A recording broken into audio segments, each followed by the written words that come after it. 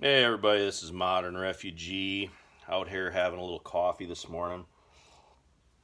And I wanted to do a video for you guys on some of the survival things that I've learned through my own mistakes over the years. I've often thought about these things individually to tell you guys, but I decided today I'm going to just put them all together and do a quick video for you guys on these topics because I think there's lessons to be learned. I think, especially folks that are just starting out into survival and preparedness, they'll get something out of these stories.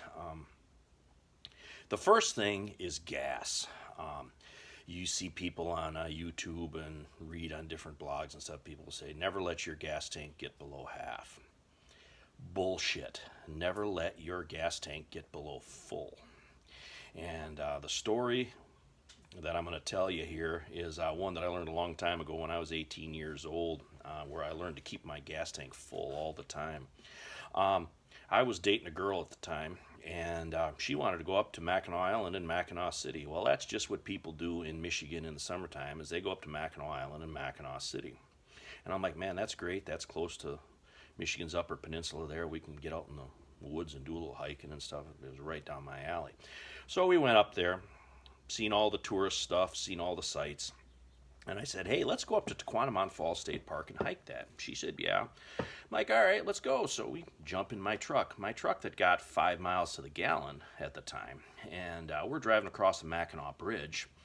And I look down, and my gas tank's a little bit below half. And I'm like, there'll be places to stop between here and there. We'll be good. No big deal. It's 80 miles from Mackinac City to Tequanamon Falls State Park. And it's pretty much all wilderness the entire way. Of course, me being 18 and dumb at the time, I didn't realize that. So I was just hoping and praying. I'm like, man, I hope we make it. I'm like, how am I going to impress this girl if we run out of gas out here in the bush? And I got lucky. Pulled into Paradise on fumes. Paradise is a little town that's the only little town basically between St. Ignace and Tequanamon Falls State Park. And I filled the gas tank up in the truck, and it took, it was literally, there couldn't have been more than 5 drops of gas in that gas tank. So always keep your gas tank full. I doesn't matter whether I go 20 miles, I do a 20-mile trip, I stop before I come home and I fill the gas tank up in my truck, because that 20 miles might mean the difference between safety and danger. You wouldn't think that 2 or 3 gallons of gas is going to make a difference, but it might make a difference in a survival situation. So always keep your gas tank full. The next thing is the thing that I learned from September 11th. I happened to be home on September 11th, and I watched the events of that day transpire over the course of the day.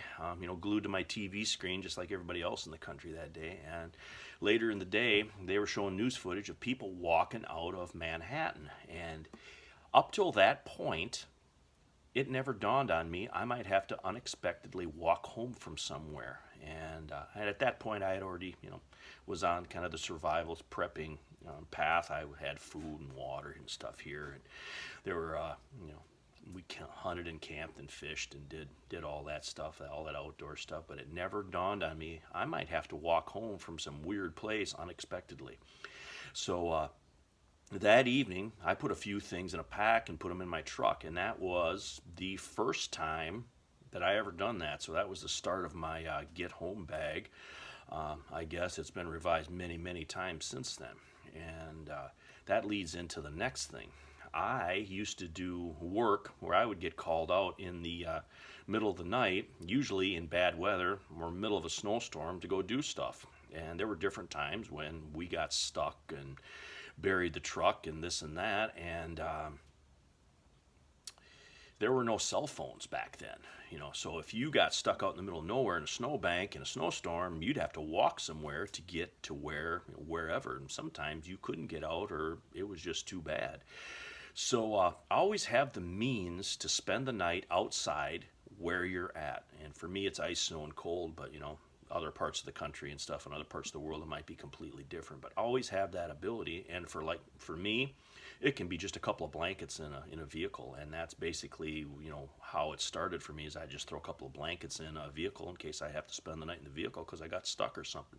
But I always have that ability to spend the night outside, where you're at. The next thing is food. Several years back, I went on a bear hunt up to Michigan's Upper Peninsula. And if I've learned anything from Michigan's Upper Peninsula over the years, it is a proving ground. It will prove you're either right or you're wrong, like right now. That wilderness is unforgiving up there. And I was up there bear hunting, and I was in Seventh Heaven. I'm up here bear hunting and camping. It doesn't get no better than this. We're in God's country. And I'm standing by the camp fire in the morning, and I'm having a cup of coffee, just like I am right now. And those guys from the UP, they came and they said, hey, we're going to go to a clear cut. We're going to go get some firewood. We know where this clear cut's at. It's real close by. That was my first mistake. It's real close by. I'm like, all right, sounds great. Because I was in, my euphoria of being bear hunting up in the UP and camping and everything. So I jump in the first truck there and off we go. All I got with me is the clothes on my back, a knife in my pocket, cigarette lighter in my pocket, my wallet, and maybe a little ball of twine stuck in my pocket somewhere. We were gone for hours. We didn't get back till like supper time. We were gone all day. It was like 70 degrees up there. It was hot and whatever. And when somebody from up in the UP tells you, hey, we're going to go over here and get some of this, it's real close by, that means it's 30 miles on a 2-track. So we were loading wood, and we were checking bear baits, and we were checking trails and scouting and everything like that. I literally had nothing to eat or drink all day. It sucked. And when you're out and about and doing stuff, it's one thing when you're not doing anything and you're not eating and drinking, but it's another thing entirely different when you're kind of working and walking and hiking and throwing wood up in the truck and doing all that stuff, and you don't have nothing to eat or drink all day. That sucks. That's a bad day. So I had a drink of beer with both hands when I got back to camp that night. So always have some food and water available to you, because your next meal isn't necessarily guaranteed. And I should have had a couple of granola bars or a Pop-Tart or something in my pocket and grabbed a bottle of water, a bottle of Coke before I even left that day. But of course I had my head in the clouds instead of paying attention, and that's what happens. But nothing bad came of it, but it was a learning experience for me. I said, what, this is something that I'm going to change when I got back there to camp. The next thing is basically go local. This has helped me out many different times. And we were up in Canada, and this is where this story comes in. We were up in Canada, and we're out in the sticks a little bit. And for some reason, I decided, hey, I want a Mountain Dew and a chunk of beef jerky. So let's stop over here at this ramshackle-looking convenience store, and let's get some beef jerky and a Mountain Dew. So I walk in, and I walk past some big burly dudes, lumberjack-looking mothers, and they are having a heated discussion about the taxes in Canada. I didn't think nothing of it. I went and grabbed my beef jerky and my Mountain Dew and walking up to the counter. And the biggest guy says, yeah, the taxes, that's bullshit. And what do you think, stranger? And I was like, so I pulled my best Canadian accent out and I said, yeah, them assholes up in Canada or up in Ottawa they're really trying to take all our money, ain't they? Well, from that point forward, I was their long-lost cousin.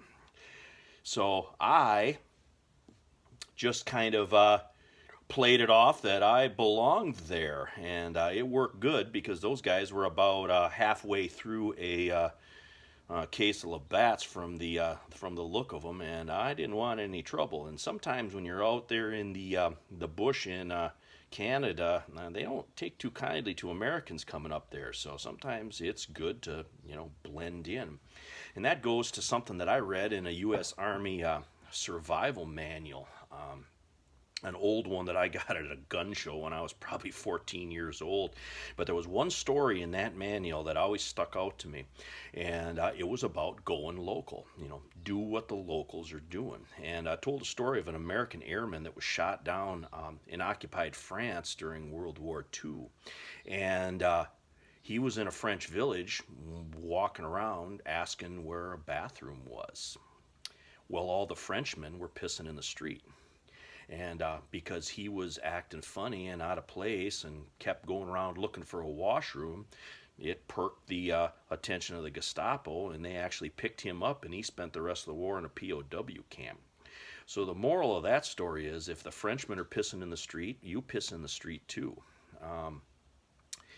I've been in a lot of rough places, down in Detroit and whatever. Not, you got to act like you belong there.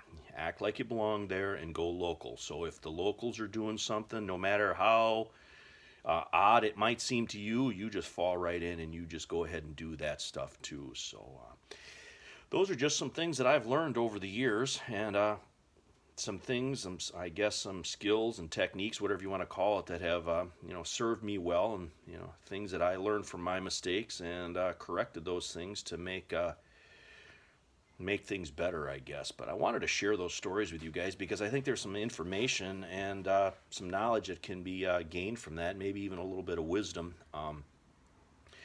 You can put some of those ideas to test in your own situation. But anyway, this is Modern Refugee. I appreciate all my subscribers out there. Hope you guys get a little information, a little entertainment out of my video. I don't do a lot of chat videos, but I thought this one was definitely worth doing, so I wanted to share that stuff with you guys. But anyway, you guys have a great day.